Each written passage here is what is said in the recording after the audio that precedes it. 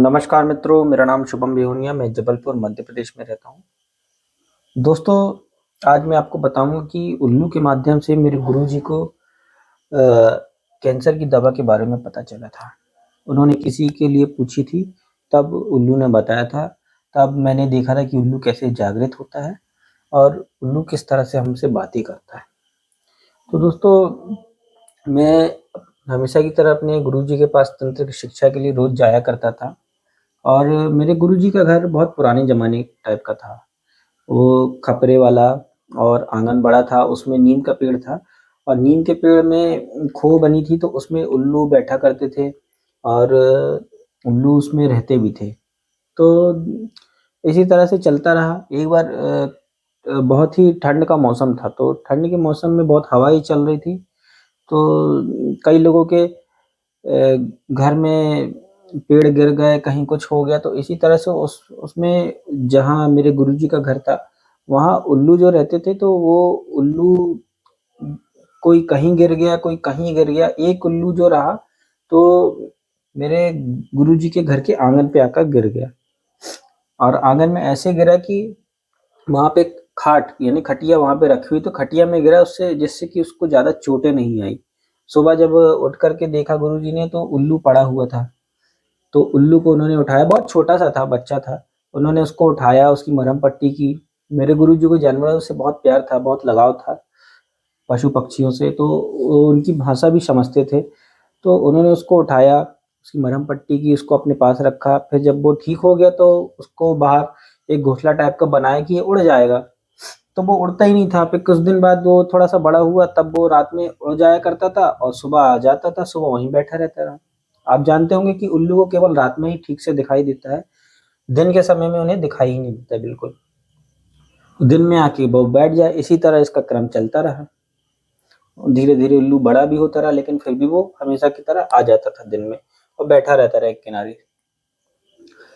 अब मेरे गुरुजी के पास बहुत सारे अधिकारी लोग आया करते थे मिलने, कुछ अपनी परेशानी लेकर के। तो ऐसे ही एक पुलिस के बड़े अधिकारी आए, उन्होंने कहा कि उनकी माताजी को कैंसर है और कैंसर का मेरे को याद नहीं है कि उनकी माताजी को कैंसर की कौन-सा स्टेज चल रहा था। वो हॉस्पिटल वगैरह ले गए, बड़ी-बड़ी जगह ले गए, लेकिन डॉक्टरों ने जवाब दे दिया कि आप इन्हें ले जाइए, इनके पास सिर्फ़ 3 महीना है, आप इनको अच्छा खिलाइए-पिलाइए और इनकी सेवा करिए। वो अधिकारी आए, गुरुजी का बहुत रोने लगे, बहुत बोलने लगे, आपको जो लगेगा, जो पैसा माँगोगे मुँह माँगा मैं दूँगा, बस मेरी माताजी को ठीक कर दो, इतना कर दो कि वो अच्छी हो जाए और अपनी मौत मरे। तो गुरुजी ने बोला ठीक है, मैं देखता हूँ, लेकिन ये तो अंग रोग है, इसके लिए तो मैं कुछ कर नहीं सकता, फिर भी मैं देखता हूँ, अब जो माताजी चाहे, अगर इलाज मिल सका तो देखते हैं। गुरुजी ने बहुत यहाँ-वहाँ सोचा, समझा, विचार किया, कुछ जड़ी-बूटी वाले लोगों से बात की, लेकिन उनका इलाज नहीं मिल पा रहा था। ऐसे करते-करते 15 दिन हो गए, वो अधिकारी फिर आए, फिर उन्होंने कहा आप सब कर सकते हो, आप सब जानते हो, आप प्लीज़ कुछ करो, मेरी माताजी के लिए करो। तो मेरे गुरुजी ने कहा ठीक है, मुझे 2 दिन का और समय दो, मैं देखता हूँ अगर हो पाएगा तो ठीक है, नहीं तो फिर मैं कुछ नहीं कर पाऊँगा। तो उन्होंने कहा चलिए ठीक है, उन्होंने माताजी से विनती करी और वहाँ से चले गए। उसके बाद गुरुजी सुबह बैठे थे, वो काली चाय के शौकीन थे, काली चाय लेकर के बैठे हुए थे।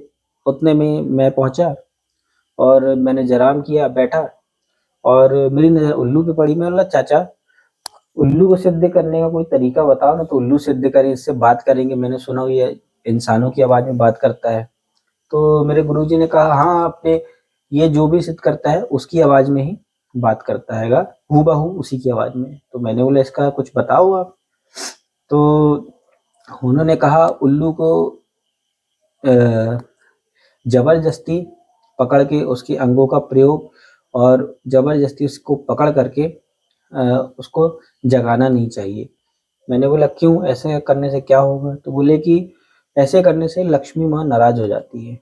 तो मैं शांत पड़ गया, मैंने बोला अच्छा।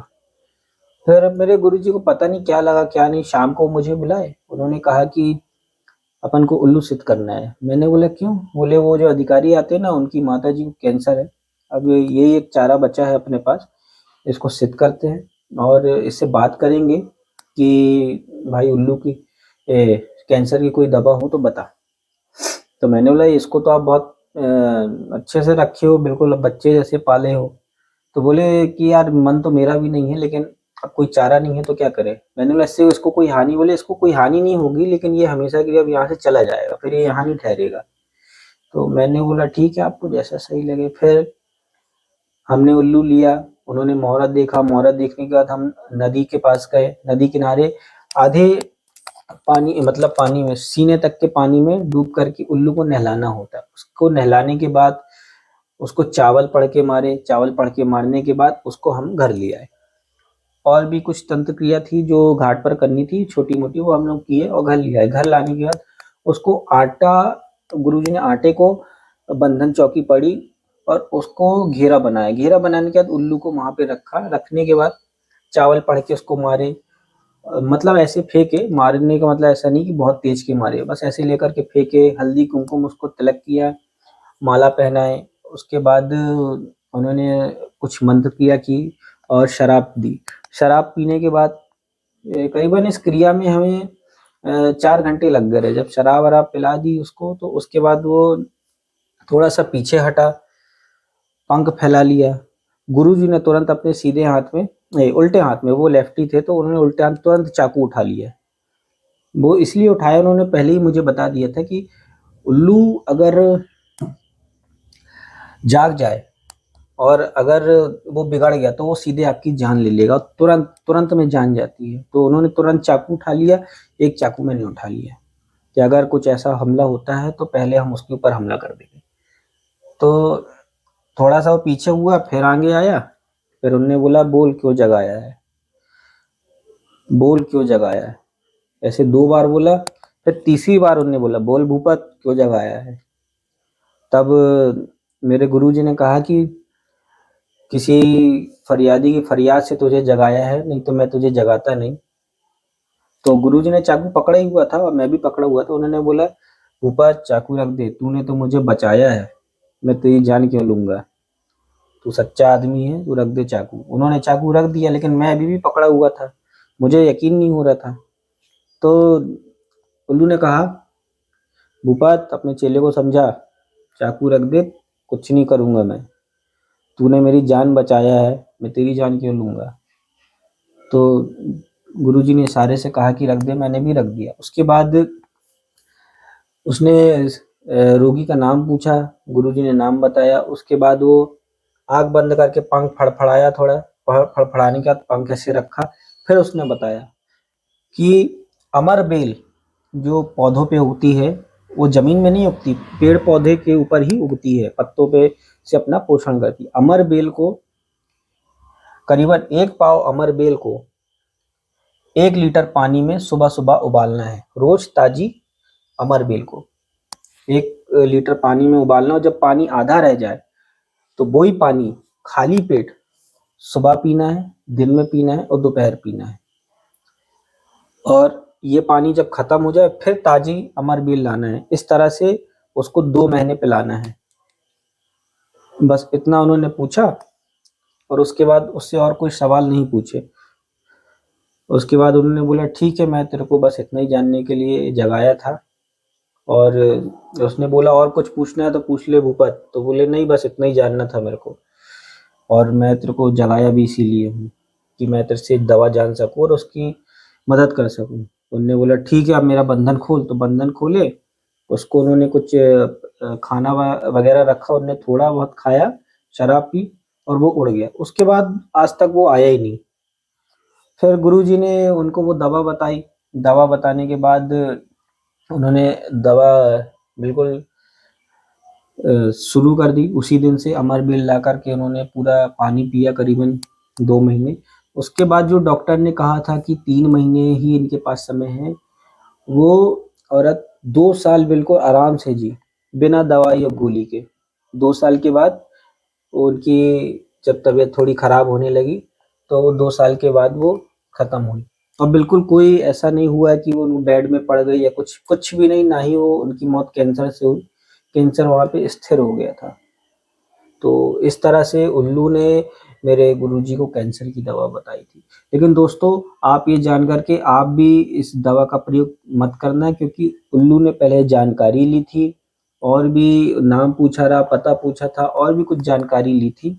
तो हर चीज़ का इलाज जिस तरह से डॉक्टर मरीज़ की नब्ज़ देख के और पूरे लक्षण देख के इलाज करता, उसी तरह से उल्लू ने भी कुछ चीज़ें पूछी थी। वो पूछने के बाद ही उसने जवाब दिया था, इलाज बताया था। तो दोस्तों ये इलाज करने की ज़रूरत नहीं है, ये एक जानकारी के लिए मैंने आपको बताया कि उल्लू ने किस तरह से हमें इसके बारे में जानकारी दी। दोस्तों उल्लू भगवान का बनाया हुआ बहुत ही खूबसूरत पक्षी है, उसे बिल्कुल हानि नहीं पहुँचाना चाहिए। अगर आप हानि पहुँचाते हैं तो आप अपना ही नुकसान कर लेते हैं, माँ लक्ष्मी आपसे रूठ जाती है।